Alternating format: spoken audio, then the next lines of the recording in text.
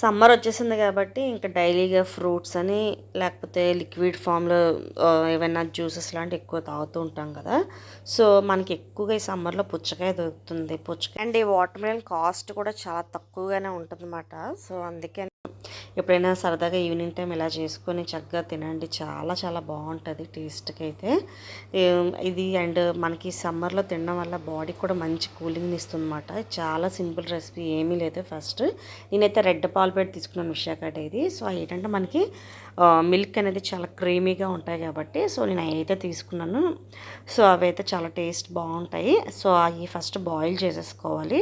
And అందులో కొద్ది సగ్గుబియ్యం వేసుకున్నాను. ఎందుకంటే మనకి ఈ సమ్మర్లోనే మనకి సగ్గుబియ్యం కూడా అప్పుడప్పుడు తీసుకోవడం వల్ల బాడీకి చాలా మంచిది అన్నమాట. మంచి కూలింగ్ ఎఫెక్ట్ ఉంటుంది. సో పాలతో పాటు సగ్గుబియ్యం కూడా వేసేసుకొని మరిగించేసుకుంటే సరిపోతుంది. సో అవి మరుగుతూ ఉండగా మీకు ఎప్పుడైతే బాయిలింగ్ వచ్చాయో మీకు షుగర్ కూడా మీకు ఎంత కావాలో అంత యాడ్ చేసుకోండి.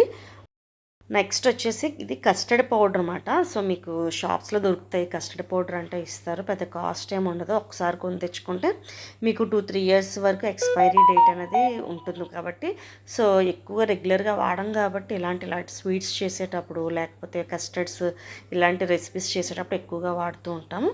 సో నేను వచ్చేసి ఒక 2 స్పూన్స్ అయితే తీసుకొని కొద్దిగా అంటే నేను ఏంటంటే కొద్దిగా లిక్విడ్ ఫామ్లో చేసుకున్నాను. మీకు ఇంకా చిక్కగా కావాలంటే ఇంకొక స్పూన్ కస్టర్డ్ పౌడర్ అయితే యాడ్ చేసుకొని కొద్దిగా వాటర్ మిక్స్ చేసుకొని వాటిని కొద్దిగా కలిపేసుకొని మరిగిన పాలలో యాడ్ చేసేసుకోవడమే. అంతే, ఏం లేదు, పెద్ద కష్టం ఏం కదా. చూసారు కదా, కస్టర్డ్ వేయగానే చక్కగా చిక్కబడిపోతుంది మన ఏదైతే మనం మిల్క్ పెట్టుకున్నామో.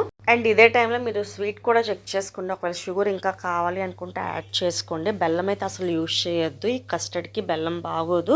అండ్ ఇంకా షుగర్ ఉన్న వాళ్ళు ఇలాంటి వాళ్ళైతే అసలు షుగర్ మానేసి చక్కగానే ఆ ఫ్రూట్స్ వేసుకొని తినేయండి, చాలా బాగుంటుంది. అండ్ అది దించేసుకొని బాగా చల్లగా అయిపోయిన తర్వాత మాత్రమే ఫ్రూట్స్ ఇంకా ఇంతకు మించి ఇంకేమైనా ఉన్నాయంటే యాడ్ చేసుకోండి. మేమైతే వాటర్ మిలన్ ఉందని చెప్పేసి నేను ఇంక ఇలాగా వేసేసాను అనమాట.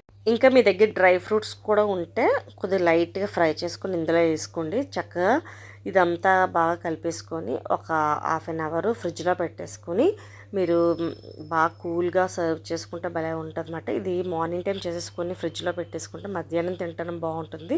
ఇంకా ఆ రోజంతా తింటాను బాగుంటుంది ఫ్రిడ్జ్లో పెట్టేసుకుంటే. ఇంక ఇది చేసేసుకున్న తర్వాత ఒక 2-3 డేస్ వరకు ఫ్రిడ్జ్లో కూడా పెట్టుకోవచ్చు. సో ఈ సమ్మర్లోని ఇలాగా మనకి ఫ్రూట్స్ ఎక్కువ దొరుకుతున్నప్పుడు అండ్ పుచ్చకాయ కూడా బాగా ఎక్కువగా దొరుకుతుంది ఈ టైంలోనే. మనకు మళ్ళీ సీజన్ అయిపోతే దొరకవు కాబట్టి. అండ్ వాటర్ మిలన్ ఎక్కువ వాటర్ కంటెంట్ ఉంటుంది, మంచి ఫైబర్ కంటెంట్ ఉంటుంది కాబట్టి సో దొరికినంత వరకు మ్యాక్సిమం తింటూనే ఉండండి. అలా అని చెప్పేసి 3 పూటలు తినమని చెప్పట్లేదు.